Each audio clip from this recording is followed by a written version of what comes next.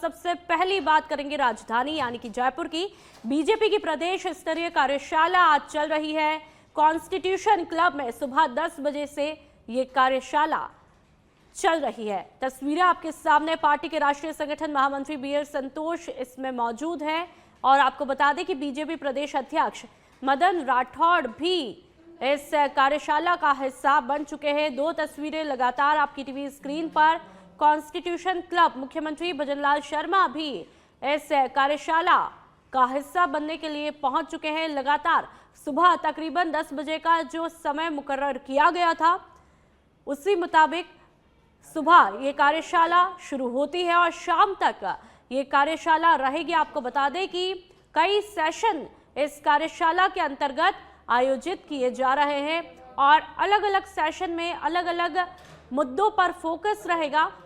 जाहिर सी बात है, नव वर्ष का आगाज हुआ है 2026 और ऐसे में शुरुआती साल में ये पहली कार्यशाला कई मायनों में महत्वपूर्ण। दो तस्वीरें आपकी टीवी स्क्रीन पर।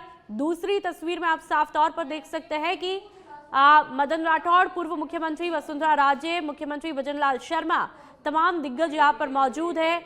विधिवत तरीके से कार्यशाला का आगाज यहाँ पर दीप प्रज्वलन और तमाम महान विभूतियों के दर्शन के साथ में किया जाता है। उनका आशीर्वाद लेकर के किया जाता है। जब भी किसी शुभ कार्यक्रम का आगाज होता है तो आशीर्वाद एक ताकत बनकर के, कवच बनकर के हमारे इर्द गिर्द चलता है और ऐसे में ये संस्कृति भी है और उसी के साथ में शुरुआत। पहली तस्वीर में आप देख सकते हैं मुख्यमंत्री भजनलाल शर्मा कार्यशाला पहुंचते हैं, उनके साथ में मदन राठौड़ साहब यहां पर मौजूद रहते हैं। तमाम लोगों का अभिवादन स्वीकार करते हुए मुख्यमंत्री भजनलाल शर्मा यहां पर दिखाई देते हैं। बहुत ही महत्वपूर्ण ये कार्यशाला का आगाज आज हुआ है। कई अलग अलग सेशन इसमें होंगे, कई मुद्दों पर फोकस रहेगा और जैसा कि कल हमारे पॉलिटिकल एडिटर लाल सिंह फौजदार ने जो जानकारी दी कि इस कार्यशाला के जरिए कहीं ना कहीं संगठन की मजबूती पर ध्यान, क्या कुछ एजेंडा रहेगा जिससे कि विकास की तस्वीर भी बदले, उन तमाम मुद्दों पर यहाँ पर चर्चा की जाएगी और साथ ही इस कार्यशाला के जरिए कहीं ना कहीं कार्यकर्ताओं को भी एक मनोबल जो है वो मिलेगा। भारतीय जनता पार्टी संगठन के नाते पहचान रखती है। संगठन का कैडर और उसमें आपस में संवाद, इसकी नियमितता रहती है। हर स्तर की चर्चा के माध्यम से आगे के कार्यक्रमों को मूर्त रूप देने के लिए आगे बढ़ाना, उसी नाते आज विस्तृत कार्य योजना के नाते से कार्यशाला रखी है जिसमें भारतीय जनता पार्टी के राष्ट्रीय संगठन मंत्री सम्माननीय बी.एल. संतोष जी का मार्गदर्शन मिलेगा। प्रदेश भर के संगठन के हर स्तर के कार्यकर्ता आपस में बैठ करके आने वाले समय की कार्य योजना और संगठन के विस्तार पर विस्तृत रूप से चर्चा करेंगे। एसआईआर देश की जरूरत है और इस चुनाव में ये एसआईआर कोई पहली बार नहीं हो रहा। 1952 में एसआईआर शुरू हुआ था और अब तक जो एसआईआर हुआ है उसमें केवल दूसरी बार ऐसा, एक बार अटल बिहारी वाजपेयी के समय हुआ था, दूसरी बार नरेंद्र मोदी के समय।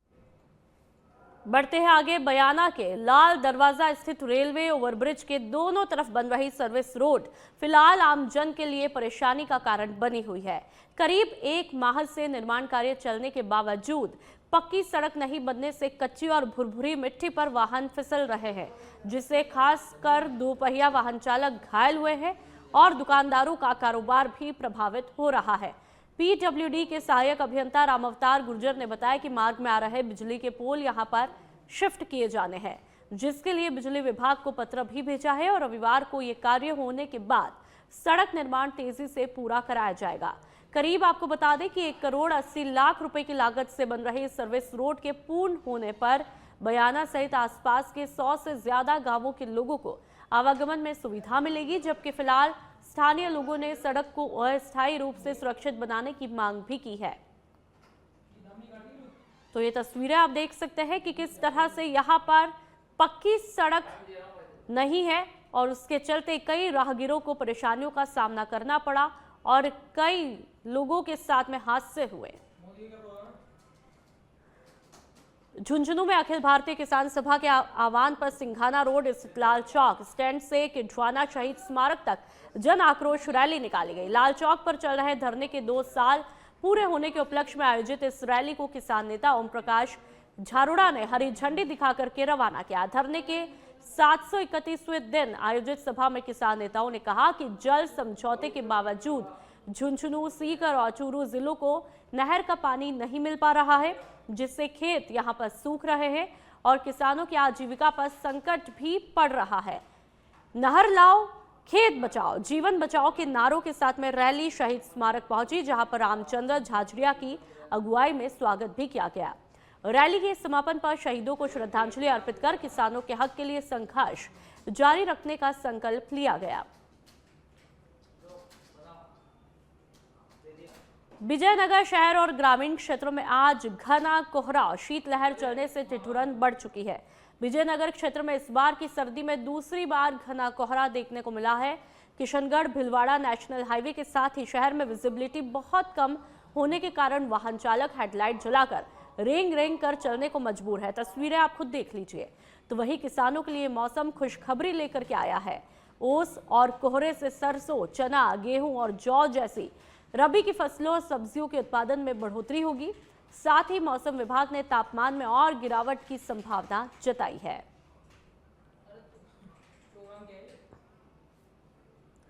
झुंझुनू के स्वामी सेही गांव में राष्ट्रीय पक्षी मोर की मौत हो गई। घटना की सूचना मिलते ही ग्रामीणों ने वन विभाग को अवगत कराया, जिसके बाद विभाग की टीम मौके पर पहुंची। ग्रामीणों के सहयोग से मोर के शव को सुरक्षित रखा गया। पूरे सम्मान के साथ में अंतिम संस्कार यहां पर किया गया। गांव के जोहड़ के पास में राष्ट्रीय ध्वज के साथ में विधिवत रूप से मोर को अंतिम विदाई दी। इस दौरान ग्रामीणों ने राष्ट्रीय पक्षी के प्रति संवेदनशीलता और सम्मान का परिचय भी दिया। वन विभाग ने बताया कि मोर की मौत के कारणों की जांच की जा रही है।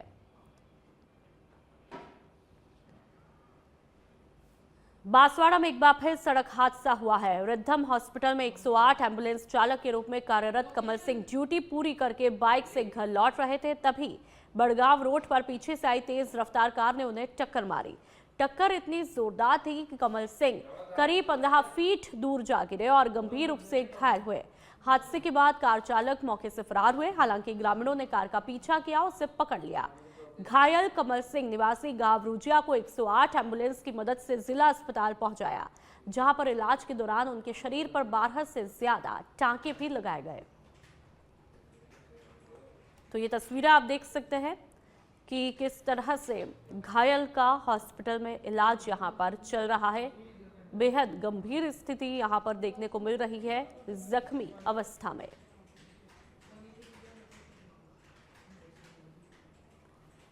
तो लगातार ये तस्वीरें आपको दिखा रहे हैं कि हादसे में बाइक सवार को कितनी चोटें आई हैं। बहुत ही गंभीर हालत, सिर पर चोटें आई हैं।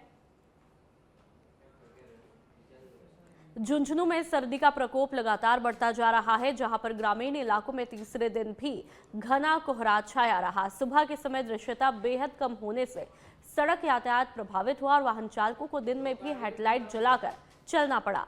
शीतलहर के चलते जिले के न्यूनतम तापमान में बीते 24 घंटों में करीब 2.5 डिग्री सेल्सियस की गिरावट यहां पर दर्ज की है। पिलानी मौसम केंद्र पर आज न्यूनतम तापमान 7.2 डिग्री सेल्सियस यहां पर रहा, जो कि शुक्रवार को 9.7 डिग्री दर्ज किया गया था, जबकि विजिबिलिटी 94 मीटर रिकॉर्ड की गई। बढ़ती ठंड और कोहरे से जनजीवन यहां पर प्रभावित और ग्रामीण इलाके में लोग यहां पर अलाव तापते हुए दिखाई दिए। मौसम विभाग ने जिले के लिए येलो अलर्ट जारी करते हुए चेतावनी दी है कि शीतलहर का असर आगे भी जारी रह सकता है। दौसा के महुआ में श्री श्याम सेवा परिवार समिति ने सेवा और मानवता की मिसाल यहां पर पेश की। टीकाराम पालीवाल विद्यालय परिसर में आयोजित राज्य स्तरीय 10 दिवसीय आयुर्वेदिक शिविर के समापन के मौके पर समिति द्वारा भर्ती करीब 300 मरीजों को खिचड़ी वितरित की गई। ठंड के मौसम में पौष्टिक और गर्म खिचड़ी को श्रद्धालुओं और मरीजों ने श्री श्याम प्रभु के प्रसाद के रूप में ग्रहण किया।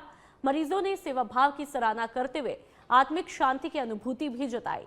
समिति अध्यक्ष संतोष शर्मा ने बताया कि भविष्य में भी ऐसे जनसेवा कार्य लगातार यहां पर जारी रहेंगे। तो ये तस्वीरें लगातार आपको दिखा रहे हैं कि किस तरह से ठंड में गर्म और पौष्टिक प्रसाद यहां पर वितरित किया गया।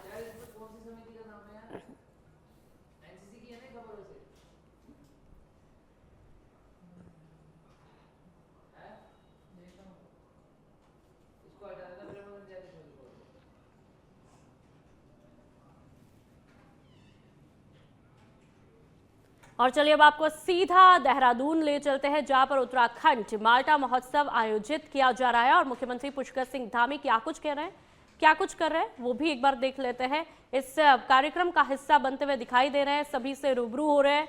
आप देख सकते हैं माल्टा महोत्सव, यहाँ पर माल्टा खाते हुए आनंद लेते हुए दिखाई देते हैं मुख्यमंत्री पुष्कर सिंह धामी, उत्तराखंड के मुख्यमंत्री। और देखिए माल्टा महोत्सव है तो अलग अलग वैरायटी के माल्टा, अलग अलग प्रकार के माल्टा यहाँ पर दिखाई दे रहे हैं और सभी का जो है इस कार्यक्रम में शिरकत करके सभी का स्वाद लेते हुए मुख्यमंत्री पुष्कर सिंह धामी यहाँ पर दिखाई देते हैं। देखिए ये पूरा माल्टा महोत्सव की एक झलक, अलग अलग वैरायटी के माल्टा और अलग अलग साइज के भी माल्टा आपको यहाँ पर दिखाई देंगे।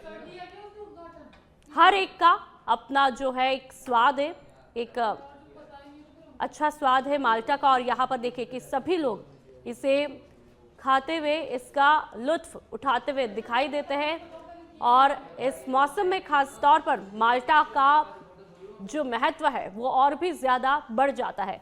फिलहाल ये उत्तराखंड के देहरादून की ये तस्वीरें हैं जहां पर माल्टा महोत्सव चल रहा है और मुख्यमंत्री पुष्कर सिंह धामी इसका हिस्सा बनते हुए दिखाई दे रहे हैं। उनके साथ में कई अधिकारी यहाँ पर मौजूद है। सभी लोग अलग अलग किस्म के, अलग अलग वैरायटी के माल्टा का यहाँ पर स्वाद चख करके लुत्फ उठाते हुए दिखाई देते हैं। और इस माल्टा महोत्सव में कई लोग यहाँ पर पहुंचे हैं इसका हिस्सा बनने के लिए। तो लगातार ये तस्वीरें आपको दिखा रहे हैं और देखिए मुख्यमंत्री पुष्कर सिंह धामी यहाँ पर 1-to-1 सभी से इंटरेक्शन करते हुए दिखाई देते हैं, सभी का अभिवादन स्वीकार करते हुए दिखाई देते हैं। बड़े ही सादगी वाले अंदाज में हर एक का अभिवादन स्वीकार करते हैं, हर एक की बात को बड़े गौर से सुनते हैं, बड़े शालीनता से सुनते हैं। एक सादगी भरा व्यक्तित्व जैसी छवि हमेशा मुख्यमंत्री पुष्कर सिंह धामी की दिखाई देती है, वो दिखाई दी। और देखिए ये देखिए कि कितने अलग अलग किस्म के माल्टा यहाँ पर दिखाई रहे। एक एकदम ऑरेंज और एकदम थोड़ा सा येलोइश टाइप का माल्टा यहाँ पर दिखाई दे रहा है। अलग अलग वैरायटी के बहुत सारे माल्टा यहाँ पर है और ऐसे में इस महोत्सव में भाग लेने, इसका कार्यक्रम का हिस्सा बनने के लिए पहुंचे हैं मुख्यमंत्री पुष्कर सिंह धामी और सभी से रूबरू होते हुए दिखाई देते हैं। सभी का शालीनता के साथ में अभिवादन स्वीकार करते हुए मुख्यमंत्री पुष्कर सिंह धामी दिखाई देते हैं। तो लगातार ये तस्वीरें आपको दिखा रहे हैं। उत्तराखंड माल्टा महोत्सव की ये तस्वीरें बहुत ही अच्छे तरीके से इसका विधिवत तरीके से आगाज यहाँ पर किया जाता है। ये मंच की तस्वीरें जब तैयारियां यहाँ पर पूरी हो चुकी थी और उसके बाद में माल्टा महोत्सव का आगाज यहाँ पर किया जाता है। एक अनूठे अंदाज में यहाँ पर किया जाता है और देखिए मंच की ये तस्वीरें आप देख सकते हैं कि एक बीच में एक टेबल पर अलग अलग बकेट यहाँ पर रखी गई है और उसमें अलग अलग किस्म के माल्टा यहाँ पर रखे गए हैं। तो सबसे पहली नई साल आपू के लिए बहुत बधाई और के कोण चाला यो जदुले लोग यहाँ मौजूद छिन उन्हें तगड़ में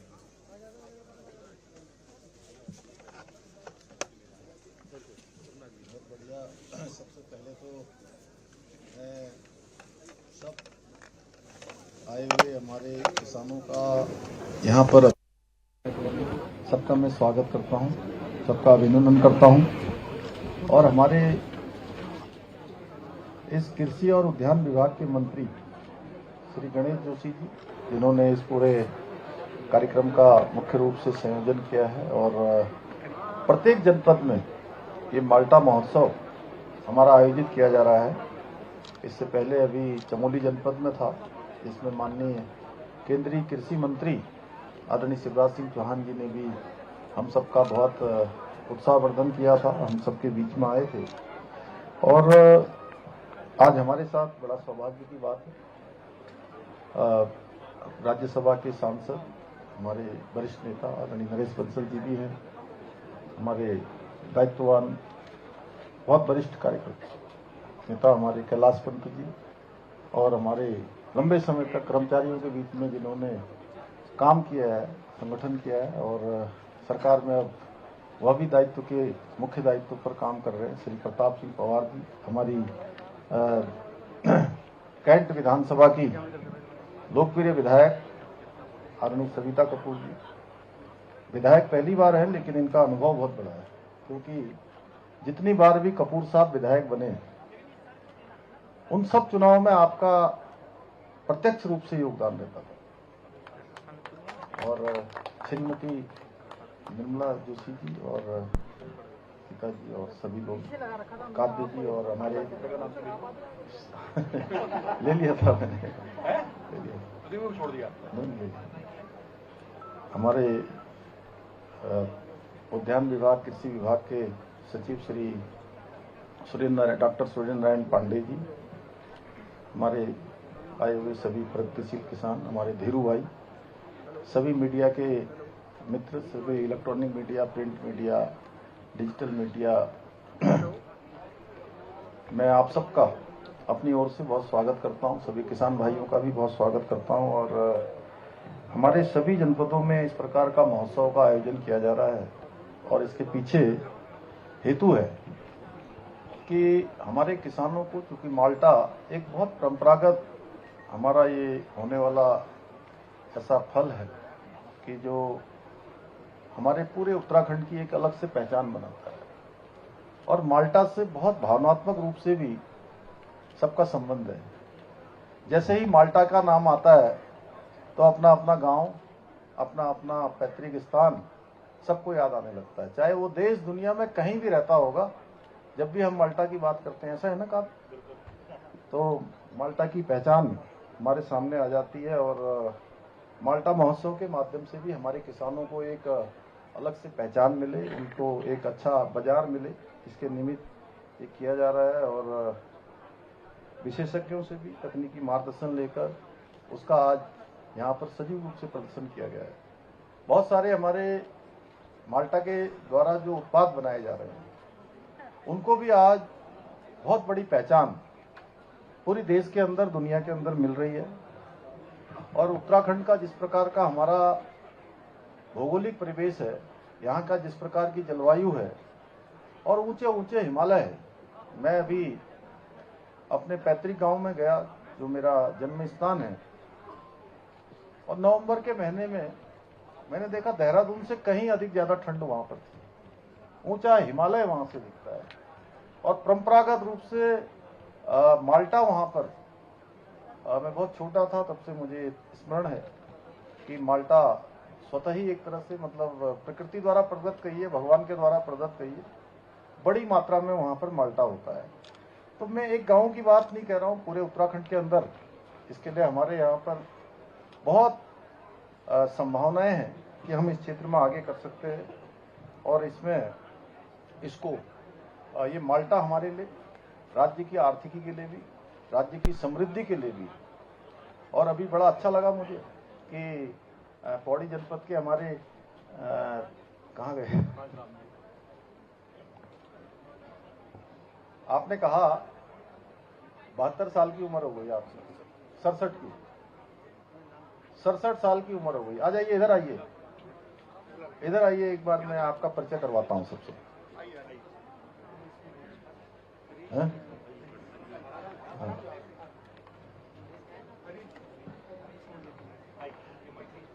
ये हरीश जी है, इनकी आयु 67 साल ना जी। 67 साल में अभी आपने 1000 पेड़ माल्टा के लगाए हैं, 1000 पेड़। और इस बार शीतकाल में, एक तो हमने शीतकाल यात्रा प्रारंभ करी है, आप सबको पता है कि पूरे 12 के 12 महीने हमारे राज्य के सभी लोगों के लिए पर्यटन की सुनिश्चितता हो, लोगों के आने के लिए यहाँ पर हम लोग सब प्रकार की व्यवस्था करें, हमारा कारोबार भी चलता रहे, व्यापार भी चलता रहे, कोई काम न रुके। तो शीतकाल का आपने बड़ा अच्छा मुझे जो है अभी कहा, तो मुझे वो शीतकाल भी अभी स्मरण हो गया। तो आपने कहा कि 500 पेड़ में अभी इस शीतकाल के लिए गड्ढे बना के रख लिए, जरा बताइए अपने बारे में। मैं सर्वप्रथम मंच में आसीन हमारे मुख्यमंत्री साहब, कृषि मंत्री साहब, डिपार्टमेंटल अधिकारी गण, कर्मचारी गण, सभी को दंडवत प्रणाम कर रहा हूँ। मेरा एक नशा है कि मैंने, मतलब ये कि हर सीजन पे कम से कम 200 पेड़ लगाने हैं। मैं 4 साल से ये काम कर रहा हूं और मैं ये बता दूं कि 53 किस्म के पेड़ 1000 में आज तक लगा चुका हूं। अभी मैं हिमाचल से मतलब यह है कि परिशीवन के पेड़ भी लाया, 54वीं वैरायटी मेरी ये हो गई। मैं अभी डीएचओ साहब हमारे कोटद्वार संभाग के हैं, उनसे ये कह रहा था कोई नया पेड़ मुझे मिल जाए तो मैं 55वीं वैरायटी अपनी तैयार कर दूं। और अभी शीतकाल के लिए मैंने 200 खड्डे मतलब यह है कि खोद के तैयार कर दिए हैं। मैं कल रात डीएचओ साहब से बात कर रहा था कि मुझे 50 पेड़ कागजी अखरोट चाहिए। 54 वैरायटी मेरे मतलब यह है कि बगीचे में है। माननीय हमारे कृषि विभाग हो गया, एग्रीकल्चर विभाग हॉर्टिकल्चर हो गया, इनका भी मुझे मतलब है कि बराबर सहयोग मिलता रहता है। और बाकी हमारे जो मतलब यह है कि माननीय धामी जी है, उनको मैं तहे दिल से धन्यवाद देना चाहता हूं। और ये बोलना चाहता हूं दिल से कि आगामी उसमें भी सन 27 में मैं हमारे धामी जी वो रहे और हम किसान भी आपके पीछे हैं और हमको भी बराबर मतलब यह है कि आपका सहयोग मिलता रहे, ये मेरी वो कामना। बहुत बहुत धन्यवाद। अब देखिए हरीश जी ने कितने आत्मविश्वास से यहाँ पर बोला है, और जब ये इतने आत्मविश्वास से इस मंच पर बोल रहे हैं, इस मंच पर बोलने की इनकी कभी कोई आदत नहीं होगी। ये इस बात का प्रमाण है कि आप काम कितने मन से कर रहे होंगे, कितने उत्साह से कर रहे होंगे, कितने उत्साह से कर रहे होंगे। मैं चाहूंगा एक बार जोरदार सब तालियां बजाइए। और इसकी जो बढ़ती मांग है, माल्टा के क्षेत्र में हमारे कागजी नींबू है, माल्टा है, जमीरा है, चूक है, गलगल है, और क्या है मैं जो बचपन में जानता था वही मैं जान रहा हूँ, बाद में मैंने कुछ नहीं सीखा। चकोतरा तो बाद में आया। हम माल्टा, चूक और एक खट्टे वाला जो क्या होता था, जमीरा, जमीरा, संतरा नहीं बोलते थे वहां, संतरा यहाँ का शब्द है जो पहाड़ में बोलते थे। मैं चूक तो जो है उसमें उसको पांडे जी, अब तो आपने बहुत सारी इकाइयां लगा दी हैं। पहले क्या है वो एक साथ चूक दबा दबा के निकाल देते थे और उसको इकट्ठा करके बोतलों में या उसमें रख देते थे। वो फिर पूरे समय काम आता था, खराब ही नहीं होता था कई समय तक। तो इस प्रकार की ये पद्धतियां हमारे पूर्वजों ने हमको विरासत में भी दी हैं। लेकिन अब जिस प्रकार से अब तेजी से मांग बढ़ रही है, इससे कृषि क्षेत्र में भी और हमारे कृषक भाइयों के लिए उद्यान के क्षेत्र में भी नई संभावनाओं के द्वार खुले हैं।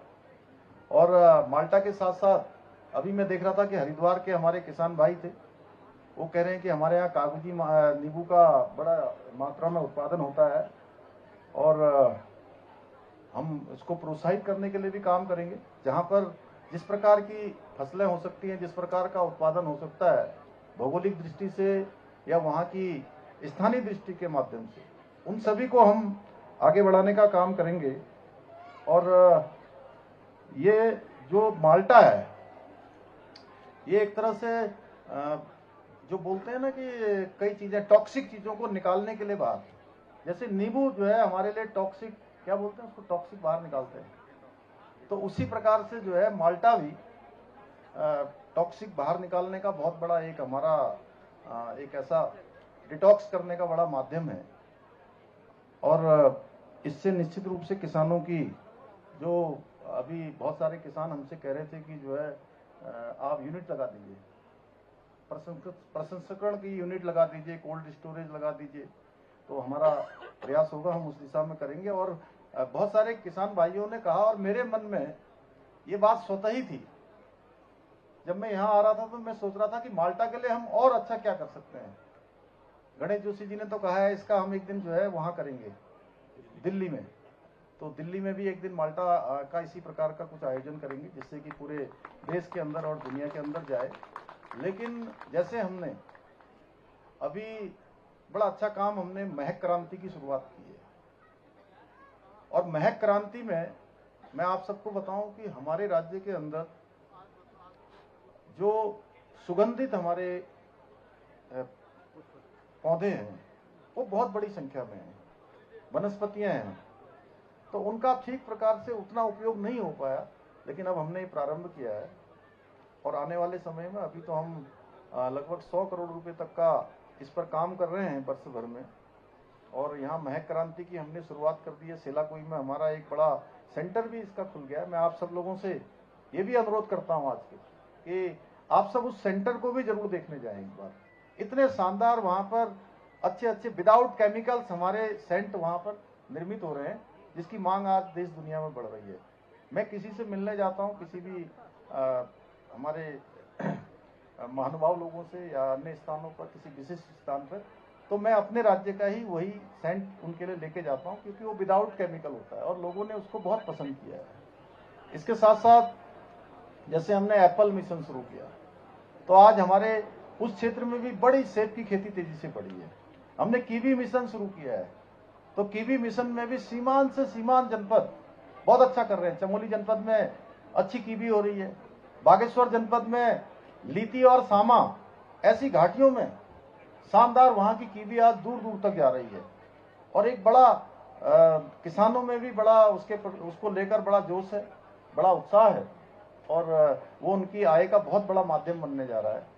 तिमूर मिशन हमने शुरू किया है। तिमूर भी अब सुगंध के क्षेत्र में काम आ रहा है, महक क्रांति में उसका बड़ा योगदान है। इसी प्रकार से मैं आज ये घोषणा करता हूं कि हम माल्टा मिशन भी शुरू करेंगे, माल्टा मिशन की भी शुरुआत करेंगे। और माल्टा उत्पादन को, जो हमारी परंपरागत रूप से प्रकृति के द्वारा और हमारे पूर्वजों के द्वारा जो विरासत में मिला है, उसके आगे जाकर जो कृषि के क्षेत्र में ज्ञान विज्ञान और शोध ने बहुत बड़ा काम किया है। आज नई नई प्रजातियां अभी अंतिम में मुझे लगता है कि सेकंड लास्ट या नैनीताल वालों ने, वो कहाँ का था बता रहे थे आप, ओखलकांडा से, लेकिन इन्होंने उसमें वो कुछ किया है ना, कुछ नवाचार कुछ अच्छा किया है, उसमें हाइब्रिड कुछ किया है, सीडलेस जो वहाँ माल्टा का उत्पादन किया है।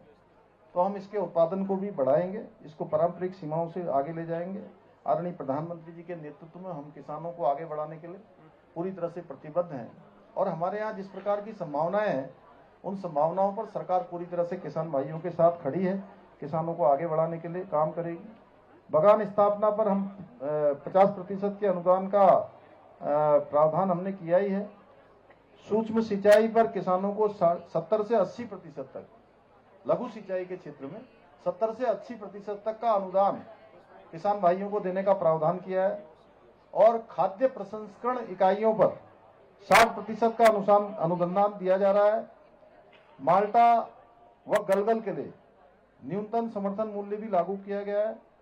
माल्टा, सेब, नाशपाती, कीवी, अखरोट, आड़ू सहित नींबू वर्गीय फलों को इसके बागान स्थापित हों, यह हमारी सरकार की प्राथमिकता है, क्योंकि इससे हमारे सीमांत के क्षेत्रों में जहां भौगोलिक परिस्थितियां कठिन हैं, वहां के किसानों को बहुत बड़ा उनकी समृद्धि का कारण बनने वाला है। और उनकी समृद्धि होगी तो राज्य की समृद्धि होगी, देश की समृद्धि होगी। इसलिए हम उसको प्राथमिकता से काम करेंगे और फसल आधारित क्लस्टर बनाकर उत्पादन प्रसंस्करण को, इसके विपणन को और सशक्त बनाना है। और ये उद्यानिकी का क्षेत्र, ये हॉर्टिकल्चर का क्षेत्र, इसको हम और तेजी से बढ़ाने पर इसलिए विशेष रूप से ध्यान दे रहे हैं। मैं किसान भाइयों को बहुत बधाई देता हूं कि उनके द्वारा भी मतलब अनेक प्रयास किए जा रहे हैं, और सच में बड़ी खुशी होती है। मैं राज्य के अब छोटे से लेकर बड़े स्थान पर और सीमांत से लेकर बहुत सीमांत तक अनेक स्थानों पर मैं जा चुका हूं। राज्य के लगभग सभी स्थानों पर हमारे किसान भाई हैं। सामान्य स्थितियों, सामान्य परिस्थितियों में भी उनके चेहरे पर जो चमक दिख रही है, जो उनके चेहरे में अब मुझे एक तरह से उत्साह दिख रहा है, ऊर्जा दिख रही है, वो सच में हमारे प्रधानमंत्री जी ने जो बाबा केदार के धाम से उनके मुंह से जो शब्द निकले, मुझे लगता है कि वो कोई सामान्य शब्द नहीं थे कि 21वीं सदी का तीसरा दशक उत्तराखंड का होगा।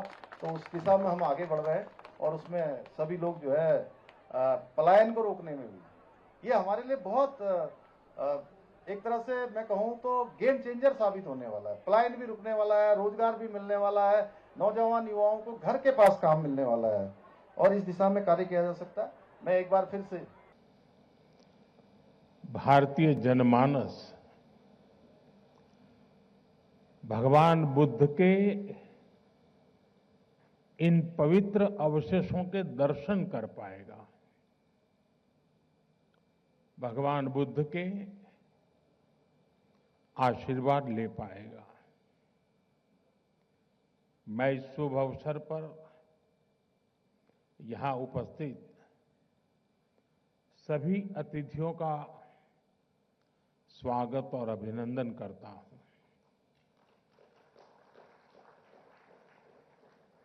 इस पावन अवसर पर बौद्ध परंपरा से जुड़े भिक्षु और धर्माचार्य भी हमें आशीर्वाद देने के लिए यहां उपस्थित है। मैं आप सभी का वंदन करता हूं। आप सभी की उपस्थिति इस आयोजन को नई ऊंचाई, नई ऊर्जा दे रही है। 2026 की शुरुआत में ही ये शुभ उत्सव बहुत प्रेरणादायी है और मेरे लिए भी सौभाग्य है कि 2026 का मेरा ये पहला सार्वजनिक कार्यक्रम है जो भगवान बुद्ध के चरणों से शुरू हो रहा है। मेरी कामना है भगवान बुद्ध के आशीर्वाद से 2026 दुनिया के लिए शांति, समृद्धि और सद्भाव का नया दौर लेकर के आए। साथियों, जिस स्थान पर यह प्रदर्शनी लगी है वो भी अपने आप में विशेष है। किला राय पिथौरा का ये स्थान भारत के गौरवशाली इतिहास की यश भूमि है। इस ऐतिहासिक किले के इर्द गिर्द लगभग 1000 साल पहले उस समय के पूर्व शासकों ने एक दृढ़ और मजबूत सुरक्षित दीवारों से घिरे नगर की स्थापना की थी। आज उसी ऐतिहासिक नगर परिसर में हम अपने इतिहास की एक आध्यात्मिक और पुण्य गाथा को जोड़ रहे हैं। साथियों, यहां आने से पहले मैंने विस्तार से इस ऐतिहासिक प्रदर्शनी को देखा। भगवान बुद्ध के पवित्र रेलिक्स को अपने बीच पाकर हम सभी धन्य हैं। इनका भारत से बाहर जाना और लौटकर फिर भारत आना, ये दोनों ही पड़ाव अपने आप में बहुत बड़ा सबक है। सबक ये है कि गुलामी सिर्फ राजनीतिक और आर्थिक नहीं होती। गुलामी हमारी विरासत को भी तबाह कर देती है। भगवान बुद्ध के पवित्र रेलिक्स के साथ भी यही हुआ। गुलामी के कालखंड में इन्हें भारत से छीना गया और तब से करीब 125 साल तक ये देश से बाहर ही रहे। जो लोग इन्हें भारत से लेकर गए थे, उनके वंशजों के लिए तो ये सिर्फ निर्जीव एंटिक पीस ही थे और इसलिए उन्होंने इन पवित्र अवशेषों को अंतर्राष्ट्रीय बाजार में नीलाम करने का प्रयास किया। लेकिन भारत के लिए तो ये पवित्र रेलिक्स हमारे आराध्य का ही एक अंश है। हमारी सभ्यता का अभिन्न अंग है। इसलिए भारत ने तय किया कि हम इनकी सार्वजनिक नीलामी नहीं होने देंगे। और मैं आज गोदरेज समूह का भी आभार व्यक्त करता हूं।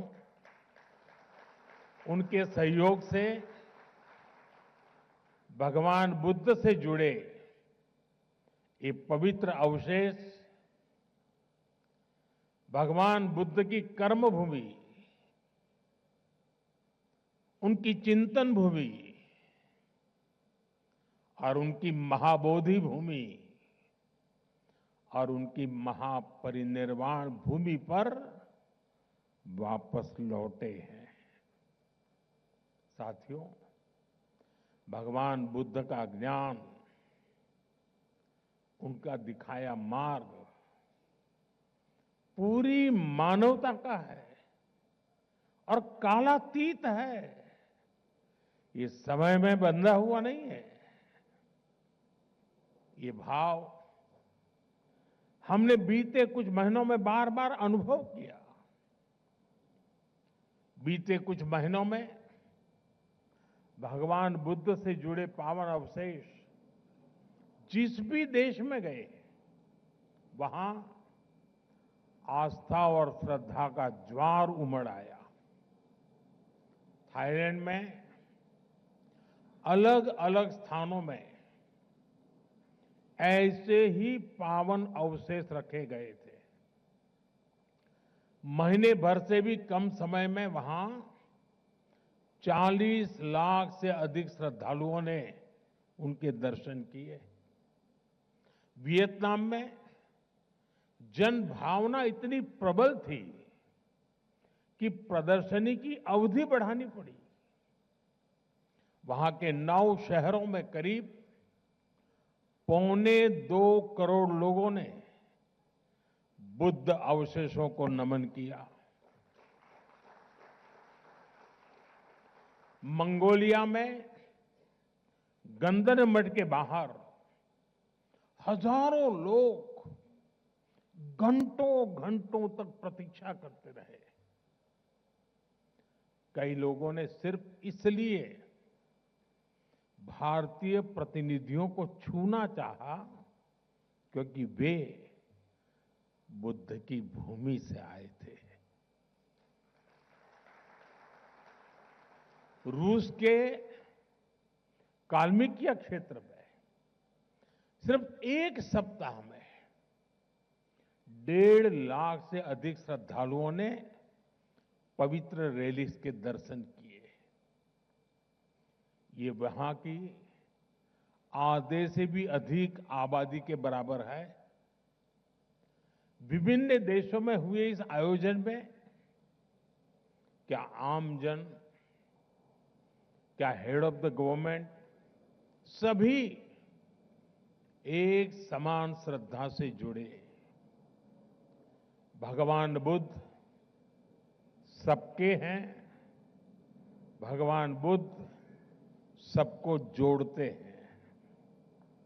साथियों, मैं खुद को बहुत भाग्यशाली समझता हूं क्योंकि भगवान बुद्ध का मेरे जीवन में बहुत ही गहरा स्थान रहा है। मेरा जन्म जिस वडनगर में हुआ वो बौद्ध शिक्षा का बहुत बड़ा केंद्र था। जिस भूमि पर भगवान बुद्ध ने अपने प्रथम उपदेश दिए, वो सारनाथ आज मेरी कर्म भूमि है। जब मैं सरकार के दायित्वों से दूर था, तब भी मैं एक तीर्थ यात्री के रूप में बौद्ध तीर्थ स्थलों की यात्रा करता रहता था। प्रधानमंत्री के रूप में तो मुझे दुनिया भर में बौद्ध तीर्थों में जाने का सौभाग्य मिला है। नेपाल के लुम्बिनी में पवित्र माया देवी मंदिर में नतमस्तक होना अपने आप में अद्भुत अनुभव था। जापान में तोजी मंदिर और किंकाकुजी में मैंने महसूस किया कि बुद्ध का संदेश समय की सीमाओं से भी आगे है। मैं चीन में शियान की बिग वाइल्ड गुंजा पैगोडा में वहां भी गया, जहां से बौद्ध ग्रंथ पूरे एशिया में पहुंचे। वहां भारत की भूमिका आज भी स्मरण की जाती है। मैं मंगोलिया के गंदन मठ में गया तो मैंने देखा कि लोगों की आंखों में बुद्ध की विरासत से कितना जुड़ाव है।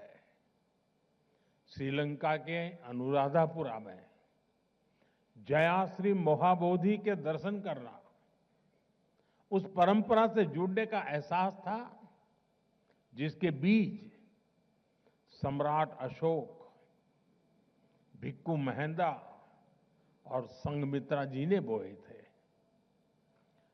थाईलैंड के वाट फो और सिंगापुर के बुद्ध टूथ रेलिक मंदिर की यात्राओं ने भगवान बुद्ध के संदेशों के प्रभाव को लेकर मेरी समझ को और गहराई दी। साथियों, मैं जहां जहां गया मेरा प्रयास रहा कि मैं भगवान बुद्ध की विरासत का एक प्रतीक वहां के लोगों के बीच में जोड़ करके लौटूं। और इसलिए चीन, जापान, कोरिया, मंगोलिया, मैं जहां भी गया बोधि वृक्ष के पौधे लेकर के गया था। आप कल्पना कर सकते हैं, जिस हिरोशिमा पर, उस हिरोशिमा शहर को एटम बम ने तबाह कर दिया था, वहां के बॉटनिकल गार्डन में बोधि वृक्ष का होना मानवता के लिए कितना बड़ा मैसेज बना है।